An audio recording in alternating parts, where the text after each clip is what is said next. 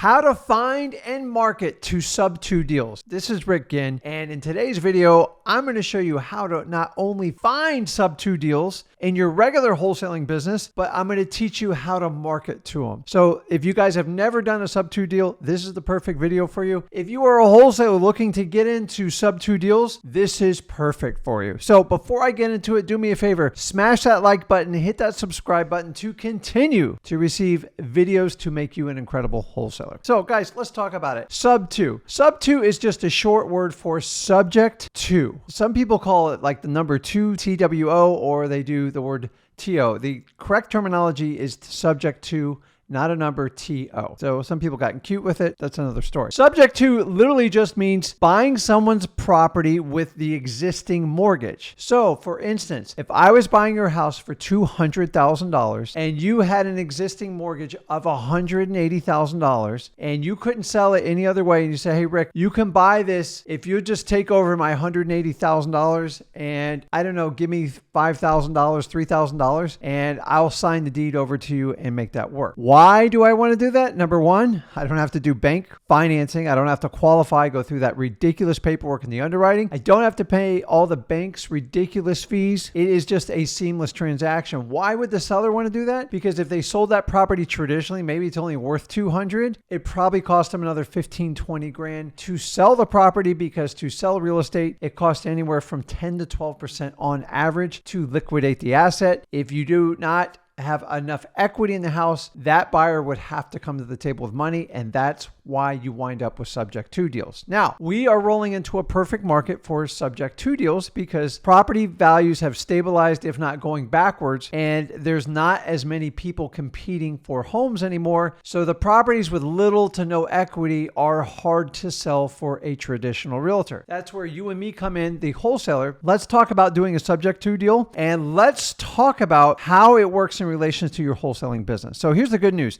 You don't have to stop being a wholesaler. If anything, you're actually going to go in there deeper. But you're going to have to change some of your thinking if you want to attract more creative financing, particularly to subject to deal. The traditional wholesaler, which me and Zach teach you guys, is we're looking for people with huge amounts of equity in their properties, typically paid off or 50% more equity, and they've owned the property usually between 5 and like 30 years. Shoot, I've seen it as long as 50 years. You get the drift. High equity, and they've owned the property a long time. You have to rethink your thinking if you want to go out and find subject twos. These are typically people that bought properties. They've had a major life change. There's just not enough money in the deal to make it work. What we want to look for is people with, instead of high equity, we're going to look for low equity. Crazy, isn't it? How low of an equity? Between 20 and 25% or less. And honestly, the less equity, probably the more motivated they are. But keep in mind, it takes about 12% to sell a property. And if the property is not well taken care of, or it's got issues, it maybe needs painting, it's going to be very tough for them to sell it. Now, as far as the ownership length, instead of looking, between 5 and 30 years down the road, most people that get in trouble with properties like this, they usually own them 2 years or less. Maybe 3, but 2 is the sweet spot number that I found to find these deals. Instead of that long, like 5 to 30 year window, look for properties with 2 years or less of ownership, because that typically means they bought it recently. The market's flattened out, it's gone backwards, and so they've paid down very little principal on that mortgage, and so they're going to have very little equity. That is the primary difference you have to understand in your wholesaling business. We're going to have you look in some other spot. You are going to find traditional creative financing deals within your wholesaling business, and this video will help you teach you to identify the subject to deals. Instead of looking for that high equity, we're going to look for low equity. Instead of looking for that super long ownership, we're going to look for short ownership. And that's crazy. Let's talk about some free ways to find subject to deals. Number one is simply look for liens. Yes, you can manually do this. You can go in your clerk of court and you can look up liens. I like to look up HOA liens. I'll look up credit card liens,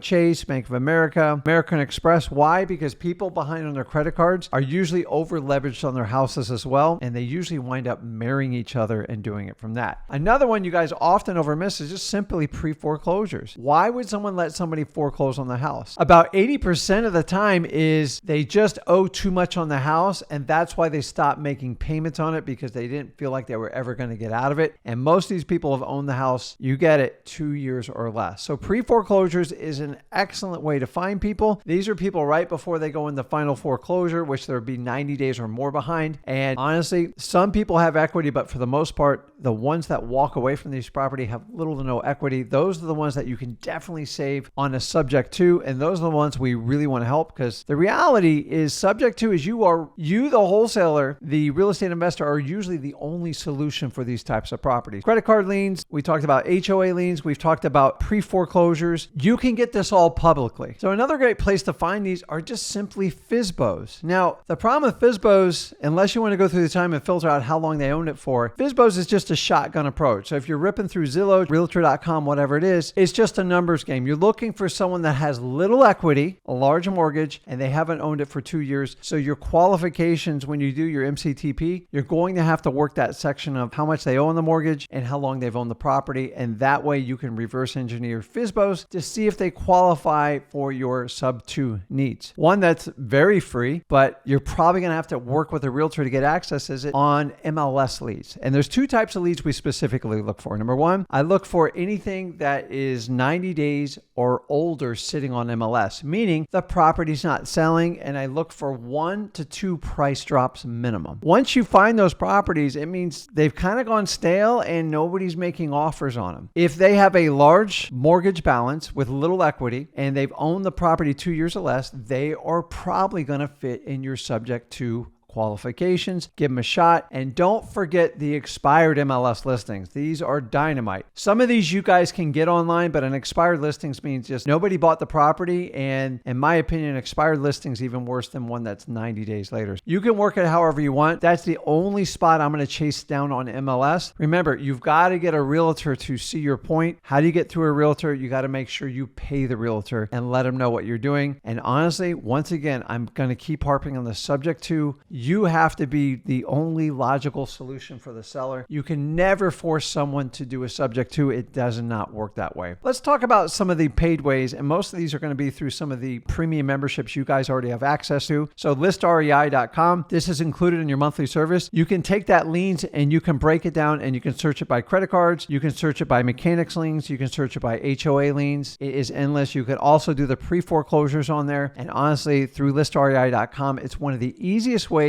to accumulate these lists, and especially if you already have an account, I would definitely take advantage of it. That's really one of the easiest ways if you want to sort through this. Once you find your list and you put them all together, now you have to decide how you're going to connect with your sellers. I'm just going to give you basically 3, if not 4 ways you can do this. So number one, my favorite way is always going to be cold calling. So you're going to have to skip trace these lists, get the seller's phone number, and basically reach out to them. And understanding you're already reaching out to people in a difficult situation. So be very, very, very flexible with them and understanding you might be catching at a bad part of the day. It's okay. You need to work through them to see if you can help them out. So we could do cold calling. The next one is just SMS texting. That is a scalable way to do it. Understand if you do that, you have to use a unique message. You can't keep duplicating it or you're going to wind up in spam. And your goal is to convert them from text to the phone. That's the best way you want to do it. You cannot close these deals over on text. I know it sounds perfect, but in the real world, you're going to have to get them on the phone. And then if you're local, you want to push it to a local appointment to take a look at the house. But either way, SMS, convert them to the phone,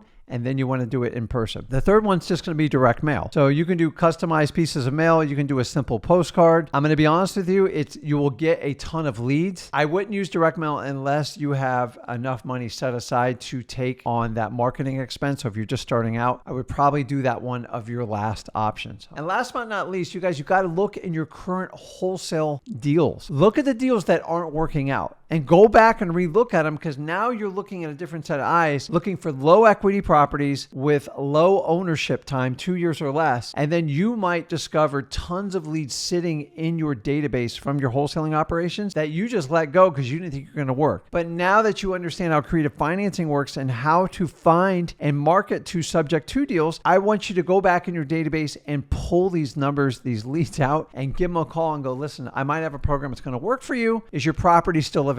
And go back and requalify them. And remember, your qualifications on the subject to is low equity and low years of ownership. It's crazy because it's the complete opposite of how we look at the wholesaling operation. You can do both. Don't let anyone tell you you can't do wholesaling and you can't do creative financing, because honestly, I started out wholesaling, and as I matured and I learned all the different ways to do real estate, I found creative financing fixed a lot of holes on properties I couldn't do traditionally with wholesaling. Guys, if you can blend the two, the sky is the limit on the amount of deals you can do. So let me leave you with this, okay? Last one, I'm going to offer you a little bonus lead. If you want to step up and really focus on harvesting a lot of leads for subject to is, you can look up what they call a pre-nod, which is a pre-notice of default, or a regular NOD, okay? A pre-nod is 61 days or less before they completely default on their mortgage, and an NOD is basically 91 days. You can't actually even buy that credit data. You have to buy what they call, it's like a credit hybrid mix. So it's going to take credit cards, car payments, and there's some other items in there. And you can actually go out and buy these types of leads. They're pretty inexpensive and the list is large, and you can buy them on pre-NODs, but you have to do it through a third-party broker. Just find a reputable company if you decide to use that route. Remember this, when doing a subject to deal, specifically a subject to deal, you have to be the only logical solution for that seller. Or